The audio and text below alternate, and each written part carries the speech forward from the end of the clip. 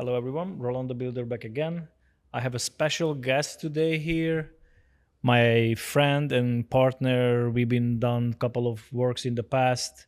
Andy Rotado. Let me introduce you guys. He's a great person, a real estate agent, and I think he can talk better about himself. So please, could you reintroduce yourself for us and little background?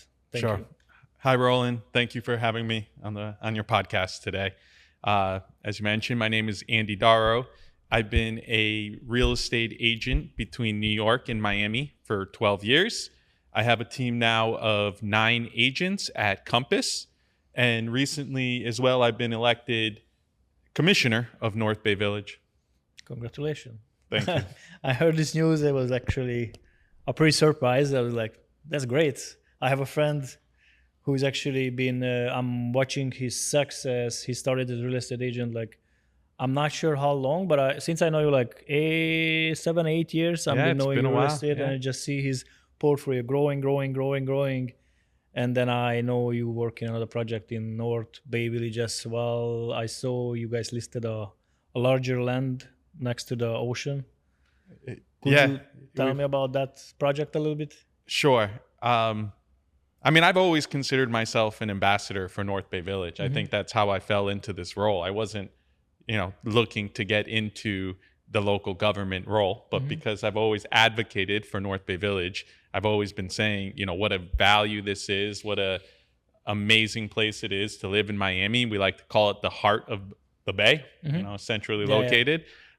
So I think, the mayor at the time and the other commissioners kind of caught on when there was an opening seat. They asked me if I was interested, which I was. So, then I did get elected. It's a 4-year term. I'm serving my second year. But on the real estate, yeah, absolutely. My day profession is I'm still a realtor. We still sell luxury properties. North Bay Village is specialty of mine. I mean, I'm definitely an expert in the area, so I think that kind of helps. Of course it helps, being an expert in the area when you're dealing with investors who are looking to make investments into the city. So I should listen to you 5 years ago when you said buy an apartment. You should have absolutely listened in to your me. building, And I didn't. Yeah, prices in North Bay Village, but all of Miami. I think if you purchased 5 years ago, the city has done exceptionally well. Especially, it was spurred in the pandemic. I mean, the prices have doubled in some cases. So I mean, it's been. We could be neighbors today if I would listen to you back then. But it's not too late. It's not too late. It's never too late. I think there's still a lot of opportunity in North Bay Village when you compare it to neighborhoods like Brickell, South Beach. I mean, you're still selling at a fraction of the cost, and now. We have a whole list of new developments coming in. Pagani, Continuum, Shoma, Pagani related. is going to be next to you guys, right? Going to have Pagani right next to us. They're building 70 residences. It's actually the first branded project in North Bay Village, so I find this exciting. We're probably going to have a lot of Pagani sport cars zipping down West Drive, but we have some speed bumps to you have to keep that's it what I want to say. You have to friendly. Fix those bumps because it's too high. Yeah, we'll deal with that when the time comes. A lot of these projects they're announced and have started their pre-sales, but there's still, I think it's still a good 3-4 years away before we see the skyline of North Bay Village change. What about the big land next to the restaurant, close to by the ocean? You just listed the land. The land is something we have under contract next to the Benihana. I think is the one you're referring to. Yeah, Benihana next to. It's zoned to be 148 residences, so it will be another luxury condo coming to North Bay Village. Plans are still private and undisclosed on this at the moment, so we can say that. But this will be another. We have about 10 projects in total coming to North Bay Village. I know in North Bay Village and that area of the beach, you have a high limit. I know you have a building close to the bridge, by the way, which is close to 20-something store. That's right.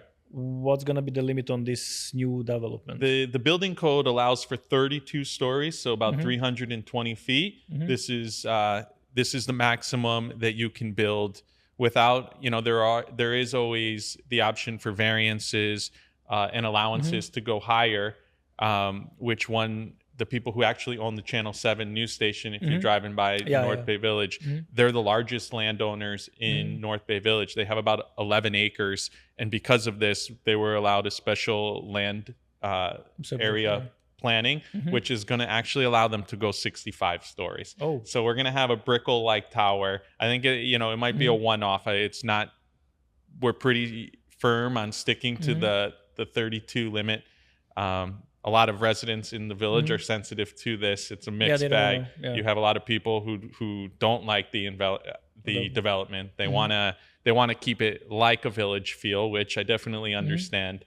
But I think the development is inevitable and will ultimately be a great thing for the city. Let me ask you a question about North Bay Village. North Bay Village is, I know it starts from the bridge from the Biscayne area, and when it's going to end it up, it's going down to the beach, because I heard, I'm not sure if it's still North Bay Village, right? You go down to the beach. North Bay Village is 3 islands. It's 1 square mile between, as you're saying, Biscayne on the Miami side and where you hit Normandy and Miami Beach. But it's 1 square mile. We like to call it the heart of the bay. It's centrally located. I mean, you can't get more central in Miami. You're 15 minutes to downtown, 15 to South Beach, 15 to Aventura, 15 to the Sunny Isles. So it really is a great location to get anywhere in Miami. The reason why I asked, because I was called for a project to bidding on finish works, and I heard the Collins Avenue on the beach, between the 79 to the 90th, they're gonna take this whole block down, and they're putting 2 Russian investors. They're putting 2 towers.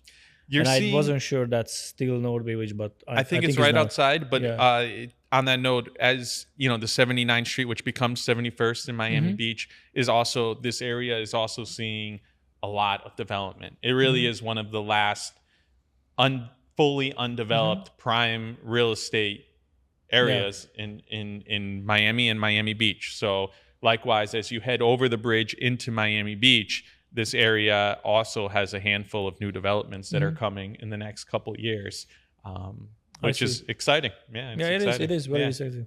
So let me do a huge change on our conversation.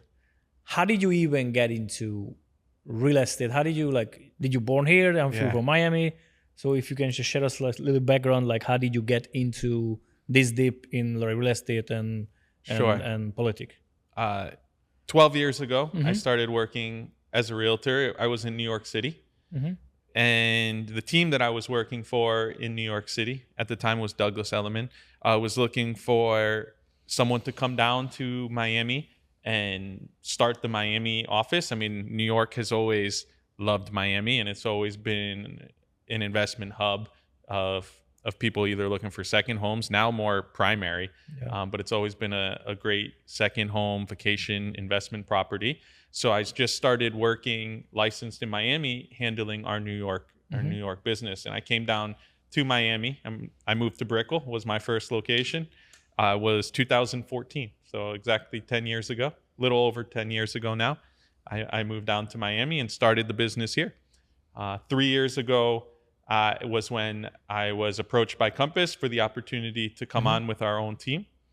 We started with 3 agents at 3 years ago, and now we've grown to a team of 10 and possibly expanding in the coming years. So that's great. So are you guys focusing only Dade County, Broward, or is South Florida, or what's your mostly Miami-Dade. So we do, South Miami, Coral Gables, Pinecrest, up to north areas of Miami in the Sunny Isles, Aventura, and everything in between.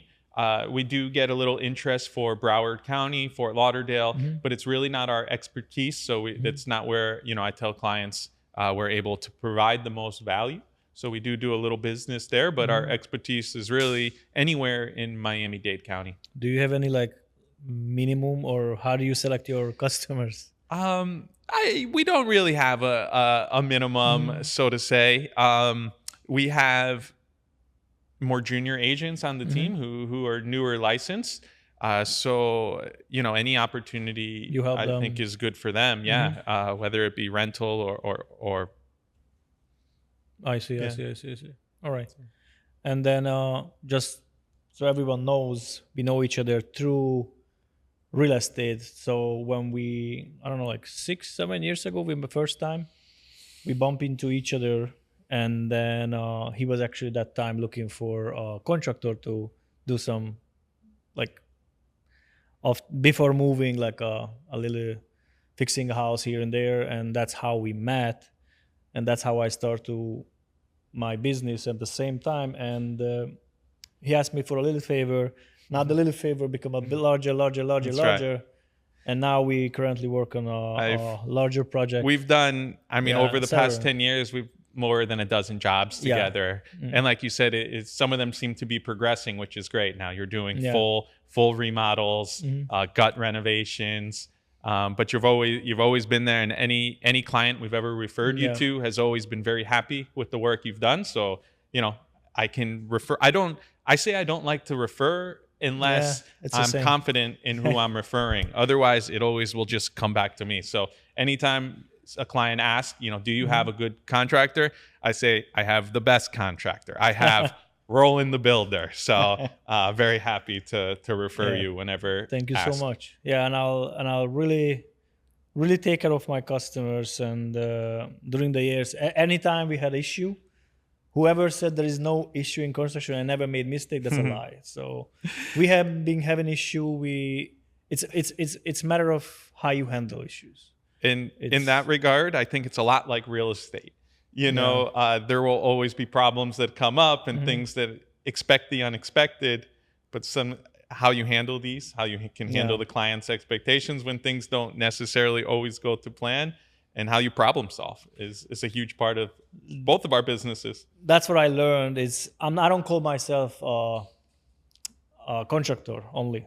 I call myself more like a business person who resolve people problem, because what is the problem? You know the solution. That's become I a business actually. I've always joked that Yeah. sometimes I call myself a firefighter Yeah. because sometimes I'm just like you're just solving issues. Like and how is actually, there always something? But and actually, you part of the can work. see it. Our current project have a special client, and then just the way that we communicate, and actually we add him to see us, make sure, because we talk about a large project, and then even the customer says like in communication we over deliver. So, but I think that's one of the most important part of in my business, because contractors either they're too rough, either they don't have like business background how to Hmm. handle customer service, because it's not just about getting the job done well.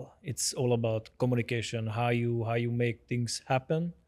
That's a huge factor, because I had personal job when we had a little bit of slight issue on the job site, but the way how I handled that saved the whole project. Customer So service, customer absolutely. service is come to Communication.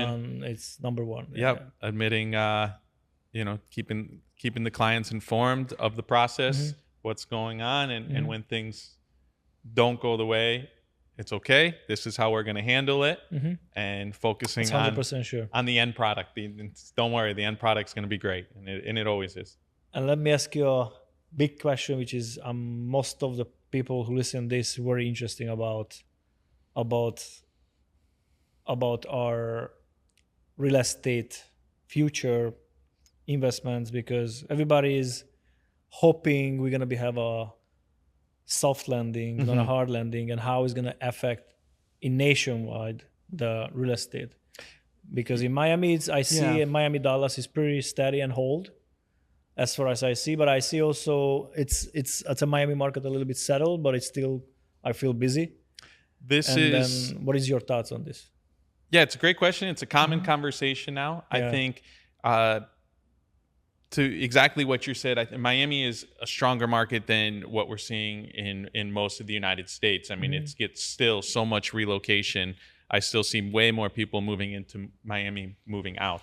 But there is some concern about generally the rising cost of home ownerships. If you're in these condos, specifically the older ones, there's now reserve studies that are required. It's forcing larger assessments. It's forcing condominiums to keep a larger balance in their bank account and reserve account.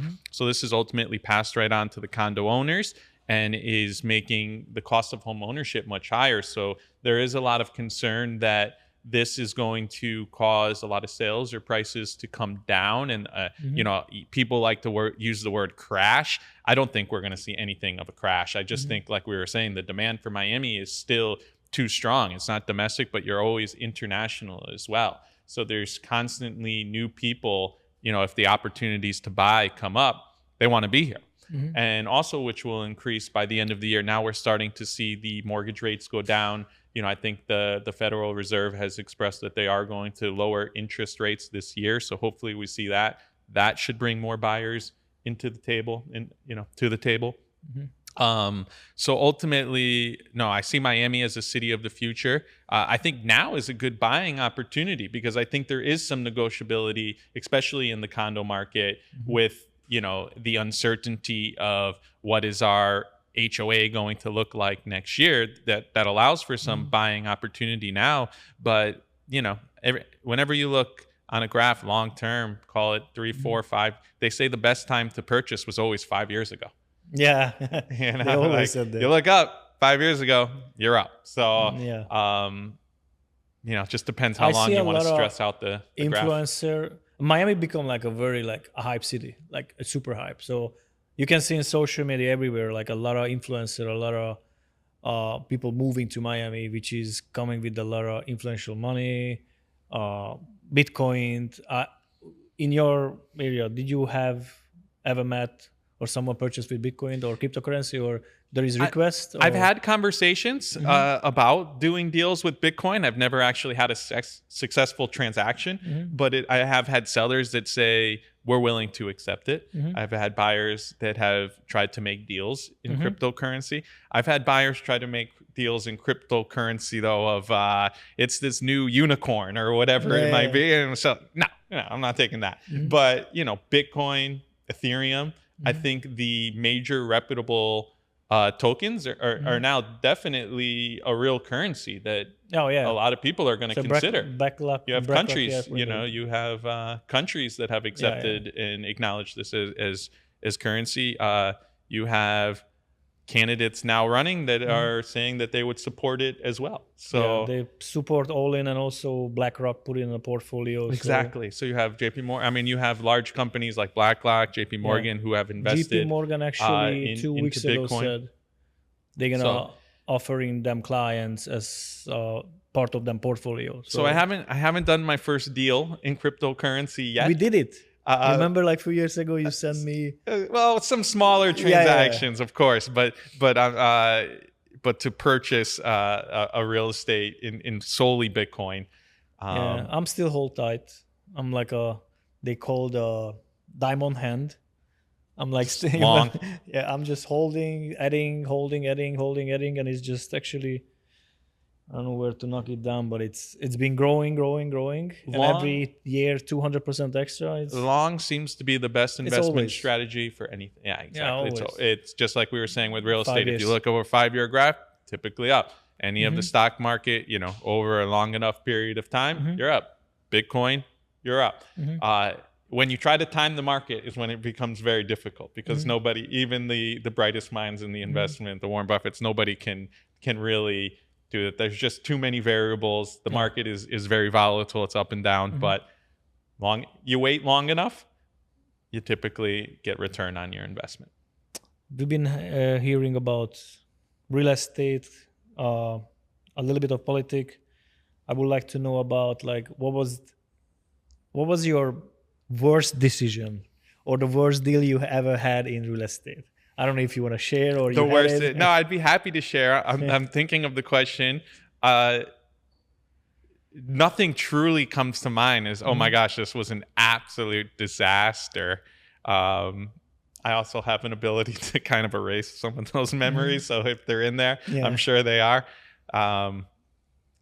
But nothing too particular to share. I think as a realtor, the heartache of being an entrepreneur and being solely commissioned, I think just in general, having so many deals, many of them large, come so close to the finish line, but then for any reason X, Y, or Z you can think of, they don't go through.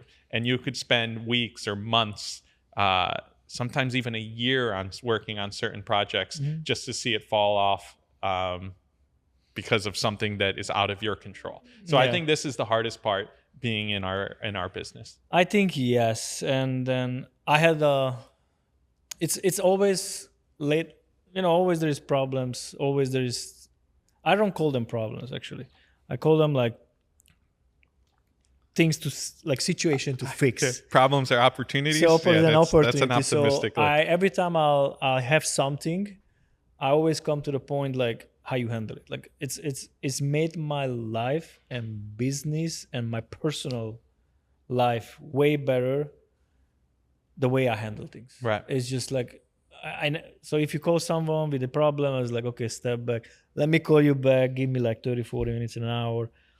I come to the level when I can like clearly think and go back and I like that. and start from there, because we've been having conversations sometimes about projects, and then it's just how we try to resolve the problem. We have the customer, he tried to buy the upper unit, ask our price, like I don't know, like it's been 2-3 years since asking price.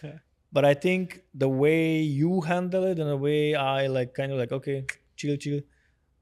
Once it's gonna work. Eventually it's gonna happen. Yeah. It's and patient.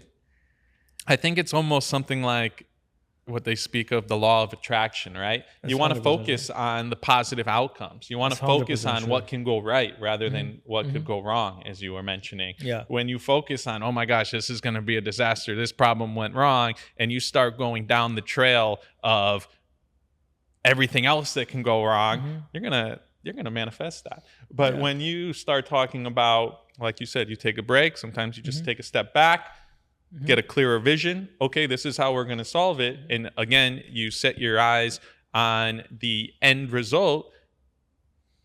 You don't always get there the way that you envision, but you'll get there. I strongly believe, and maybe I'm not sure you know that, but in the background, I'm building all my structure, my company, my personal life based on the Bible. I was study, and since with my wife, I become very influential, and I start to study the Bible and Christianity. And I come to that point when I realized, and a lot of people told me, and I was actually searched them.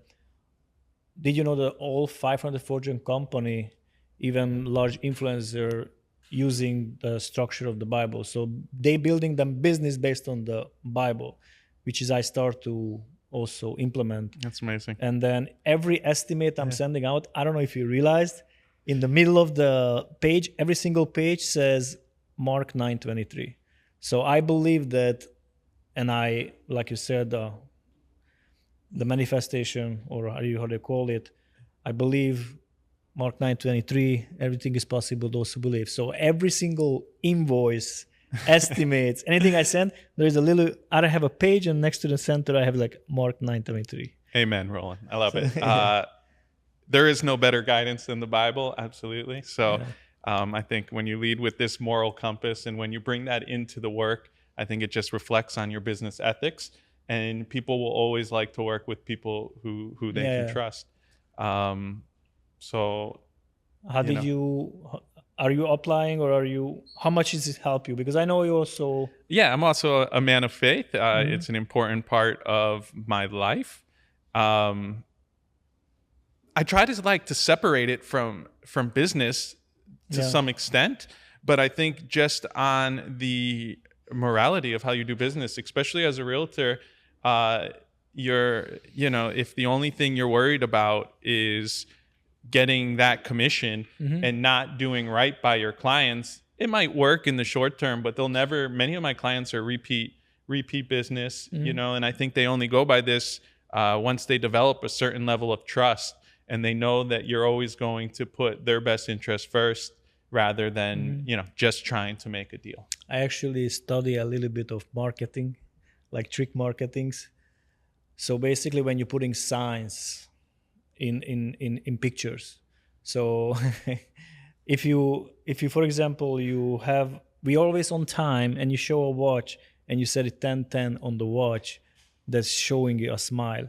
So these little tricks and tips Yeah. can guide and actually is a brain. I'm not sure. I can Google up what's the name of that type of marketing, but I'm using this marketing strategy also because it's I'm not trying to influence anyone, but the way you present things that's matter a lot.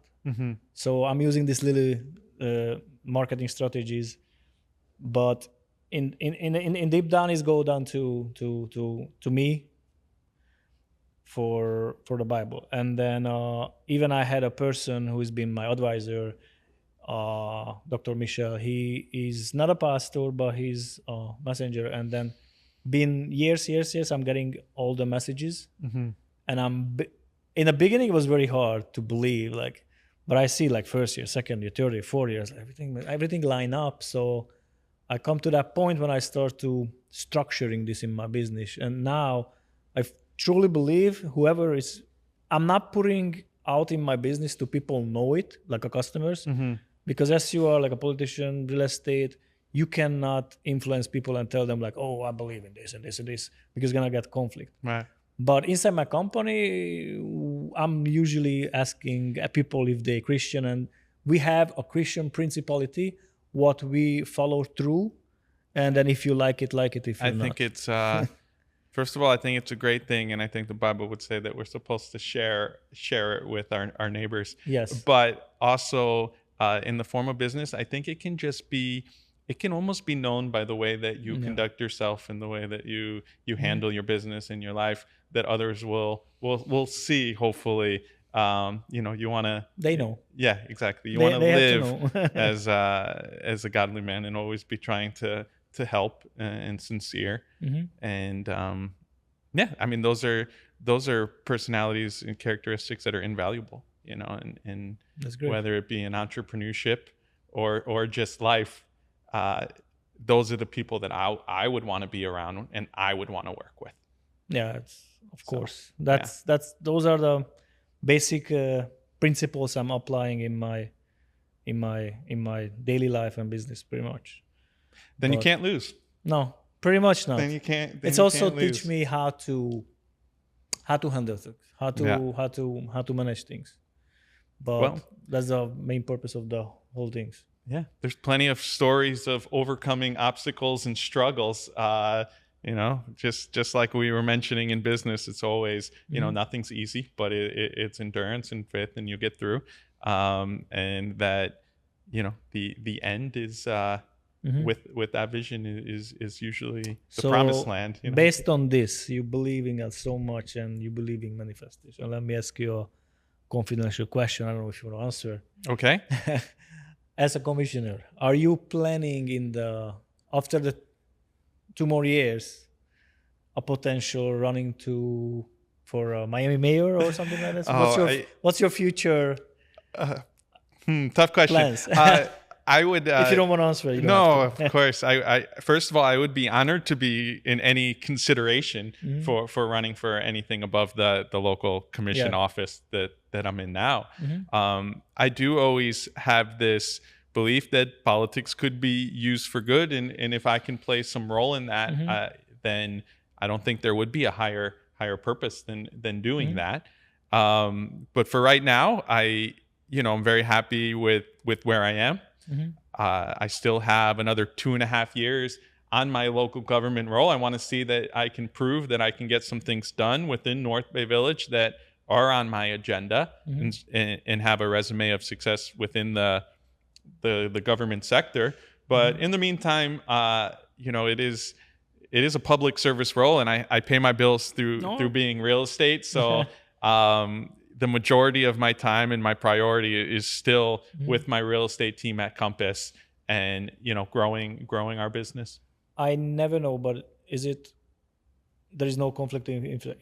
So There you can can you be. but yeah, it can be, but Yeah, there definitely can be, and this is conversations that often within our government and outside, I have to address with people, especially when we're working on development deals. If I can, I'm never promising anybody any type of variances or you can build 1,000 units here. No, I no, mean of that we course. have.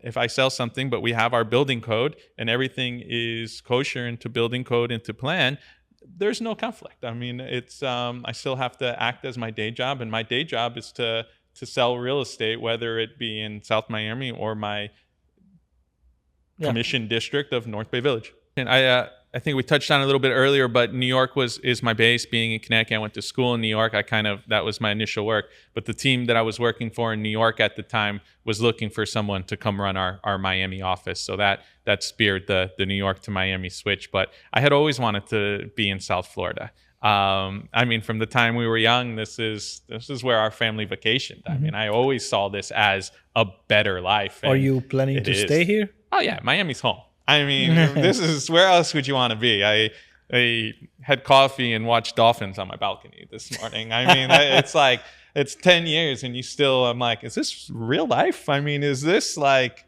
and it's such Yeah, a blessing. I mean, the opportunity to live in Miami is, It's feel like we are in the vacation zone. It's absolutely. yeah. I mean, you do live where a lot of the other world desires to vacation. And a What lot of would them, you, if I want to invest, buy a land out of Miami? What would you recommend? Where would you buy a land? well, I'm always partial to North Bay Village, but No, no, I no. mean, I'm saying out of the state. out of the city, where do I see opportunities? I mean, typically as you go further north in Florida, northwest, I mean, as you move away from Miami, typically, I mean, Miami is the epicenter. So I still think all these, I think Florida in general has experienced a boom. I'm not a novice in all markets, as I mentioned earlier. I mean, Miami-Dade is my expertise. But if you're looking for some more developing neighborhoods, yeah, I would think Broward is a great option.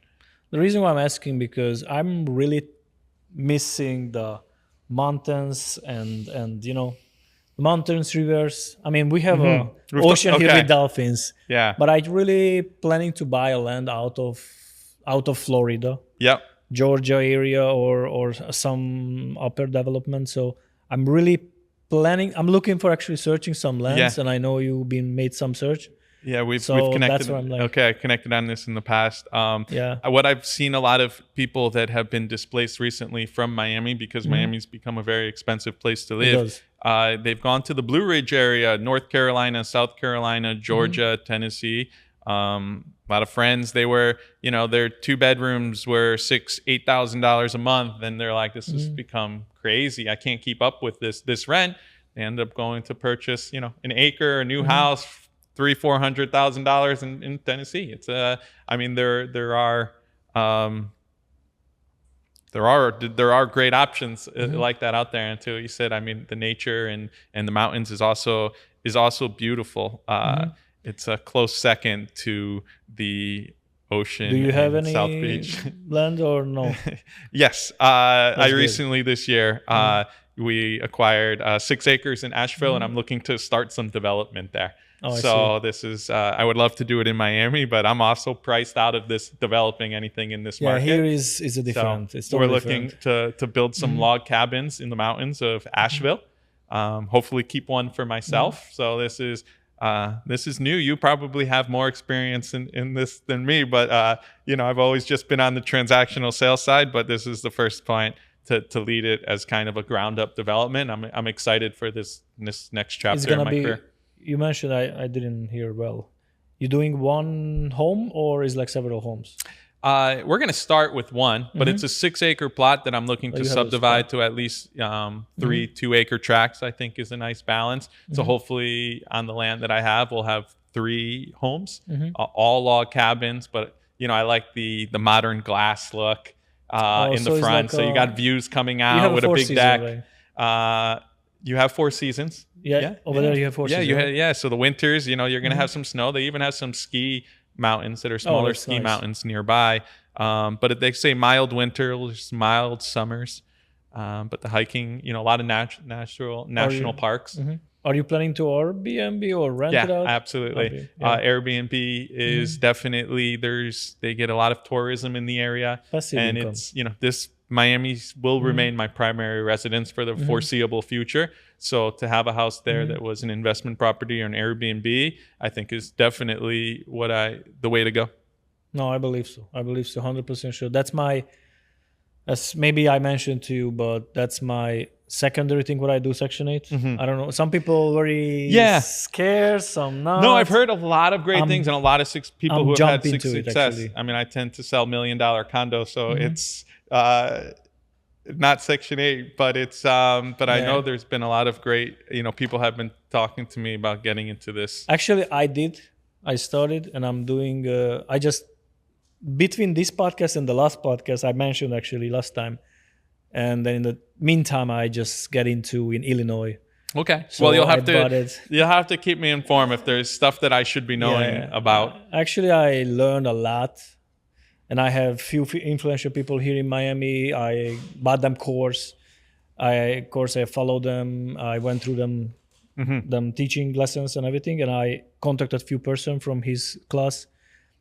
People they've been buying, and I'm following them like a year now to see how they did it. And actually, that just the home value is like $50,000-$60,000. You can get the complete house. Yeah, you need a little bit of fix and ups. But I've been targeted with some of this social media stuff too, and I've kind of skimmed. I'm like, how's he doing this? And he's like, I'm buying this big old yacht by just getting Section 8 houses. I'm like, maybe it seems like there is. Yeah, his name is Tom Cruise. That's the guy. I think that is actually. He's actually technically your neighbor is, but not. It's in Belmead, I think. Yeah, it's in the flagship home, gorgeous home. I think it was a Compass property it's not North Miami yet. Belmead, no, it's on Miami. It's on Miami edge. proper. Yeah. So he has a huge yacht, and actually that's the person. $20 million property that he purchased all through what he claimed from this investment what he did strategy. is great. He was very bright and brave, young, jumped into and just made it happen. That's it. Made it happen. All you need actually just start it. And I think 99% of the people is just scared to start. He has all excuses, questions like, oh, what if? He's always sharing his like informations, and it's always come to down like more than 80% people has excuse. That's why they never start. So I like that. The what ifs. I always say, let's do it. There's some people that will over plan. And I think that over planning is where dreams go to die, because I think you'll always have, oh, what if this and what if that, and there's some things that of course you're going to need to know before you embark to make your right decision that this is what I want to do. But you don't need to know everything. You just need to be present every day, and as we talked before, as obstacles arise, find the best solutions and solve them. Believe it or not, the people they overeducated, Harvard, whatever, they are too technical. They do everything by the book counting. And if it's not technically good, they're not going to go for it. The new influencers, I'm not saying they're dumb, but the point is they're not as they're not making bad decision by book. They're kind of like a hustlers. So when you hustler, you just jump on it, start it. That's why the ratio is way higher, and they become more successful because they're not going by the book. They're going by I don't know if I should be sharing this, but I make a lot of important decisions off of intuition. And I'm more of the type that does your gut say this is right and I want to go in this direction, then go in it. I rather than a full formula process, because there's always the uncalculables. Like you can never calculate everything. So when you're too by the book, or you need everything spelled out, or doing the result is that often you'll never do nothing, and nothing is safe sometimes, and sometimes that's maybe the best decision, but. If you're really looking to experience and growth, you're going to have to take risk and you're going to have to take action. 100% sure. In my life, actually, really, really impacted the way who's your partner, because I was different type of person. Yeah. So I was going out party, and I didn't believe in like the importance of family and Right. relationship. I mean, I know it, but it was more important stuff back then. Sure. So I just want to know like how impacted your life to be actually, congratulations to be a dad just recently, and Thank you. then my relationship with my wife is just, we took to the next level, and then it's impacted my business so Yeah. much. Just who is your person next to you? Yeah, I mean, your wife is your partner in life. I mean, you essentially are one team, and that's the way that we look at it. We make a great team because she does so many things well that I don't do. I mean, for instance, Same here. I can barely make a bowl of cereal. I mean, I'm like inept in the kitchen. And she wonderful. And now, of course, the biggest blessing is we get to raise a son, and she's been an awesome mother so far. What else? Not much else we can ask for. We That's just how- we just had our 6-year wedding anniversary. So Oh, just lately. yeah, last week. So we just celebrated our 6 years. Imagine Amazing. we going to have the 10th years in this October 19th, no 14th, but we're doing the renewal. 10 years. The one year. Wow, that's 10 years. Yeah, That's a decade. That's a great milestone. yeah, it is. Actually, every time I had a long relationship, it ended up 9. So I'm gonna make it through, Mine because now ended it's up maybe 9 months would be a long one for me Yeah. before this. This Yeah. is this so we is, do our this vow is renewal. already. But since in the beginning we didn't have like a wedding, we just did it the American way. We went to the courthouse, make it happen.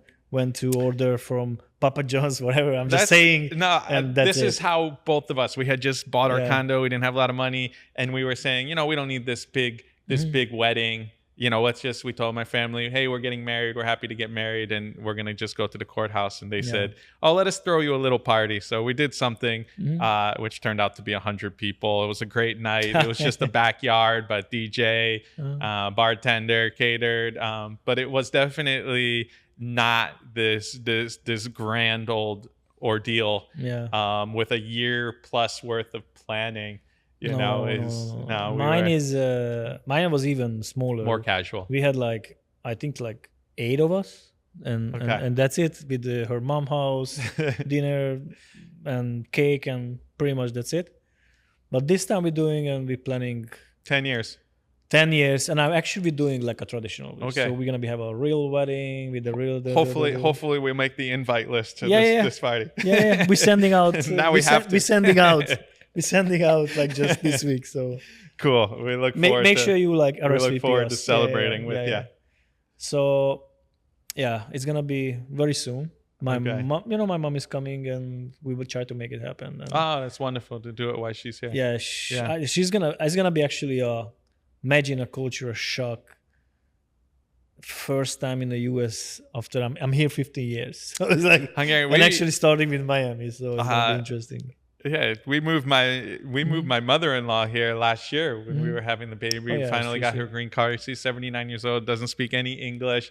So yeah, there definitely is, but That's how Miami we is such a actually- there's such a multinational. It is. A lot of people say the best thing about Miami is that it's so close to the United States. That's a good one. Yeah, that it's like this is. Be honest, It's Miami. It should be its own country. to me, I see Miami as, when I was a child, the 90s, I see Miami as the opportunities land. If I go up north, I see the people different. The real Americans, like up north, they living. They totally different mindset. They don't believe, or they don't do what we do here. Yeah. And here is like, to me, is like, oh, let's do it. Everything is possible. People have more drive. It's also the culture because so many different people live here. And we have a different mentality But because, mentally, it is I've totally heard that different. from a lot of my European or friends who grew up in different countries that yes, so to quote, the American dream. Yeah. But I think a lot of these newer opportunities in Miami have become lately as so many new companies are coming here. You know, you have Citadel, you have Amazon, now even Apple is moving, offices to Miami. You know, these are going to create real jobs here that is also just going to spur our growth of our city and economy. Heard from other people Miami is going to be the next Dubai or like a mini Dubai because the huge brands coming here like Pagani, Yeah. Dolce Gabbana, Mercedes. I heard like more than 10 like luxury brand towels Currently, gonna be there here. are more high-rise developments planned in Miami and South Florida than the entire state of California, which is it's crazy. a staggering. Yeah. It leads question to what some will ask is the growth sustainable? We'll see. We'll see. The demand for Miami is definitely strong, but there's no doubt about it that they're building a lot, and there's a lot of new inventory coming, and it's a lot of luxury. Jay, he's been telling me about virtual assistants and all kind of how he's running his business, and I was like, oh man, that's numbers. So I was like, you know what? Let's just do it. So I jumped into it. That was my best decision. Actually, that was my best decision because I bought at the moment I hired them and I teach them, I bought time, which is the most valuable asset. So I'm sitting here.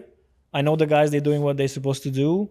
And then actually you saw it because you said like, how come like someone text, boom, you answer. Because I built based on just a gut decision. I was like, how I'm going to start it? I was like, I don't know. But having a team, yeah. 2 will always be able to do more than 1, and then 3, of course, will be able to do more than 2. So being able to really scale your business, you're going to need to bring on people. But I think it's important when you are scaling that you're getting the right people. That's why I think has been my strongest suit of running the Daro team is the people that we brought on. I mean, we have excellent people. And I think you said the same. So lucky to work with everyone we're doing. Team is strong. And when the team is strong, you'll exponentially be able to do more. All my success is not based on me. I'm part of it, the success. Yeah. But actually, my team, personally, actually, because you saw them one by one. Yeah, great. And they all stand behind me. Anything happen because there's always something happen and people like try to take away from these people. Right. But they always so loyal. And then I do my best. I had sometimes project when I didn't make money, but same. I made them happy and they still with me, and it's the strongest team. That's all you need. Nothing else. Exactly. Because people make relationship with people they trust. Pretty much. That's it. Absolutely. So I'm like very happy you've been here because I want to bring back this video like in 2-3 years later when you become like a higher level in not just politics. I'm not talking about politics, just in life, because I'm planning to do this podcast and in a year or two, but I made kind of mistake. Not a mistake. We didn't have this social media present and stuff like that in the past. Right. But I was like, man, when I started, like my best times was when I came to the US 15 years ago. And I remember these good memories, but I don't have videos. I have pictures here and there, but it's going to be great. Like from now 2 years, like look at this and let's do another video. Absolutely. I appreciate you having me on. It's been a wonderful chance to speak with you, speak about life and business. And we just keep going. Yeah. Praise God. Thank you.